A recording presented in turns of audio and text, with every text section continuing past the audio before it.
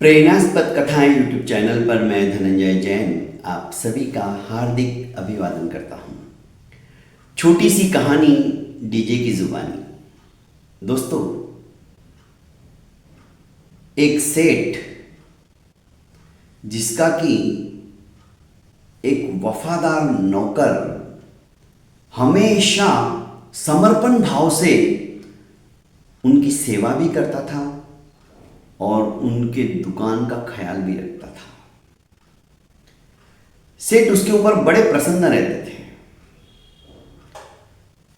जब धीरे धीरे उम्र बढ़ने लगी तो उस नौकर ने कहा कि सेठ जी, बड़ा मन कर रहा है कि जगन्नाथपुरी जाकर भगवान के दर्शन करूं, क्योंकि पता नहीं इस जीवन की डोर कब टूट जाए और यह लीला समाप्त कर किसी अज्ञात योनि के अंदर मैं चला जाऊं। मनुष्य जन्म मिला है तो क्यों नहीं उसको सार्थक बनाने के लिए कम से कम जगन्नाथ जी के दर्शन तो कर लूं। बड़ा भक्त था। सेठ ने कहा, अरे वाह, ये तो बहुत अच्छे विचार आए तुम्हारे मन में। मेरा भी कई बार मन होता है पर मेरा जाना ही नहीं हो रहा है। इस 99 के चक्कर के अंदर मैं ऐसा रचा पचा और फंसा हुआ हूं कि मैं क्या बोलूं। चाहकर भी मैं ये सब कुछ नहीं कर सकता। पर एक काम करो, तुम जा ही रहे हो तो मेरी तरफ से ये 100 रुपए भगवान को चढ़ा देना। उसने कहा, ठीक है सेठ जी। और पद यात्रा करता हुआ यह नौकर जाने लगा। जयकारा हो रहा था रास्ते से, कई लोग पद यात्रा कर रहे थे।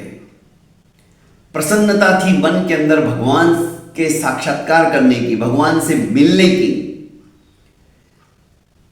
कईयों के मन में उत्कंठा थी कि कब हम जगन्नाथपुरी पहुंचे और कब भगवान के दीदार करें। रास्ते में इसने देखा संतों की टोली, वो भी जा रही थी हरि कीर्तन करते हुए, जगन्नाथ जी का नाम लेते हुए, सुमिरन करते हुए, भजन करते हुए, भक्ति करते हुए। सबके मन में यही आकांक्षा कि बस यह नर्तन चोला हमारा सफल हो जाए। पर उनके चेहरे पे रौनक नहीं थी। चेहरे मुरझाए हुए थे। ऐसा लग रहा था मानो कई दिनों से वो भूखे हैं और पैर भी लड़खड़ा रहे थे। आखिर आने जाने वाले बड़े बड़े श्रेष्ठियों से, जो कि बैलगाड़ियों के अंदर ऊंट की सवारी के साथ में जा रहे थे, उन्हें निवेदन करते थे कि कुछ खाने को मिल जाए तो हमारी भी यात्रा में जान आ जाए। पर कोई ध्यान नहीं देता था, उपेक्षा भाव रखता था। जब इसने भी सुना तो उसने सोचा कि क्यों नहीं, सेठ जी ने तो मुझे 100 रुपए दिए हैं और 100 रुपए से तो इनका आराम से अच्छे से खाना हो जाएगा। यदि बच भी गए तो भगवान को चढ़ा दूंगा। सेठ कौन सा मुझे पूछने वाले हैं, और पूछेंगे भी तो बता दूंगा मैंने चढ़ा दिए। बस मन में ऐसे विचार आते ही उन निर्मोही संतों को इस नौकर ने भोजन का प्रबंध करना शुरू कर दिया। उसने कहा, आप यहीं बैठो, मैं कुछ ना कुछ गांव वालों से मिलकर आपके भोजन का प्रबंध करवाता हूं। और 98 रुपए लग गए, सबको भरपेट भोजन कराया। 2 रुपए बच गए। अब 2 रुपए ये भी थोड़े दिनों बाद में जगन्नाथपुरी पहुंच गया और साक्षात भगवान के दर्शन करके इसको ऐसा लग रहा था मानो आज आंखों का होना सार्थक हो गया, आंखें तृप्त हो गई। उसने बचे हुए 2 रुपए निकाले और भगवान को चढ़ाते हुए कहा कि सेठ जी ने आपके लिए 100 रुपए भिजवाए थे, पर मैंने सेठ जी के ही नाम से 98 रुपए उन संतों को, जो कि आपके यहीं पर आ रहे हैं, भक्ति कर रहे थे, भजन कर रहे थे, उनको मैं खाना खिला के आ गया हूं। ये 2 रुपए बचे हुए आपको चढ़ा रहा हूं, स्वीकार कीजिए। और वहां से ये नौकर अपनी तरफ से भी पूजा करके, भक्ति करके रवाना हुआ। एक दिन पहले जब वो अपने नगर में पहुंचने वाला था, सेठ जी को सपने के अंदर भगवान जगन्नाथ साक्षात आए और कहने लगे कि सेठ जी, तुमने मुझे 98 रुपए भिजवाए, वो मुझे प्राप्त हो गए, बहुत बहुत धन्यवाद। ऐसे ही तुम असहायों की सहायता करते जाओ, भूखों को भोजन खिलाते जाओ, प्यासों को पानी पिलाते जाओ, यही पुण्य का काम है।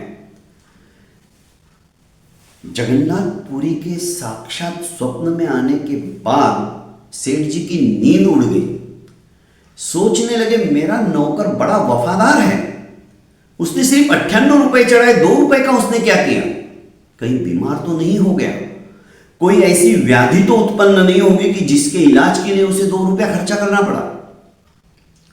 खैर, आएगा तब पूछता हूं। वैसे वो ऐसा नहीं कर सकता। सेठ को बड़ा आत्मविश्वास था उसके ऊपर।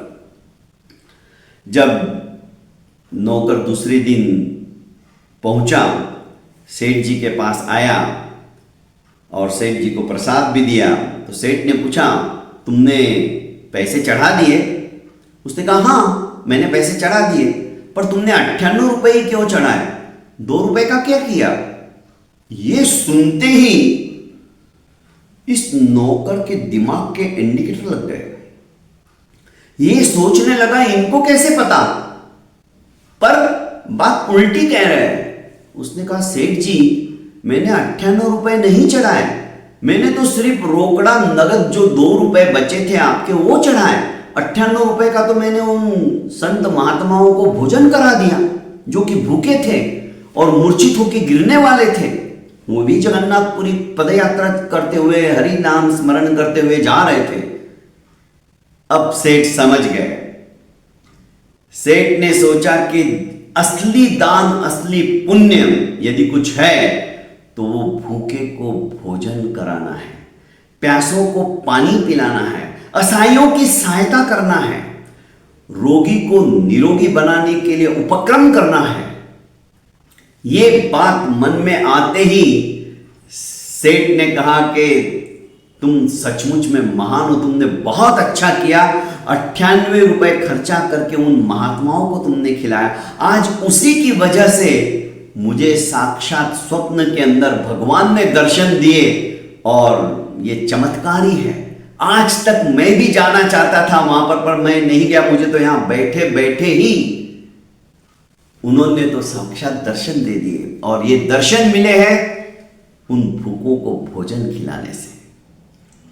दोस्तों, हमारी संस्था भी जो कि सुसंस्कृति फाउंडेशन है और उसका QR कोड भी स्क्रीन के ऊपर आपको दिखाई दे रहा है, यही काम करती है। हम एक एक मुट्ठी अनाज लोगों से इकट्ठा करके HIV पॉजिटिव बच्चों को जो कि अनाथ है, असहाय है, उनको भरपेट भोजन कराने का उपक्रम प्रति वर्ष जितना अनाज लगता है हम प्रोवाइड करने की कोशिश करते हैं। हमारे जो भी म्यूजिकल शो होते हैं उसमें भी हम टिकट नहीं रखकर एक मुट्ठी अनाज मंगाते हैं। आप कुछ नहीं दे सकते तो कम से कम साल के 365 रुपए, एक दिन का 1 रुपया, सिर्फ 1 रुपया वो भी आप दोगे तो उन बच्चों को, क्योंकि हमें नमक, मिर्ची, मसाला ये चीजें कोई देता नहीं है, तो इन पैसों से हम वो खरीद कर अनाज के साथ साथ वो भी प्रोवाइड करते हैं। दोस्तों, क्योंकि इससे बड़ा और कोई पुण्य नहीं है, आप भी उस परमपिता परमेश्वर से साक्षात्कार करना चाहते हो तो अपने पैसों का सदुपयोग कीजिए और अनाथों के नाथ बनने का संकल्प पूरा कीजिए। बहुत बहुत धन्यवाद। मेरे इस YouTube चैनल को आपने लाइक, शेयर एवं सब्सक्राइब नहीं किया है तो कर लीजिए और ज़्यादा से ज़्यादा अपनों को शेयर कीजिए।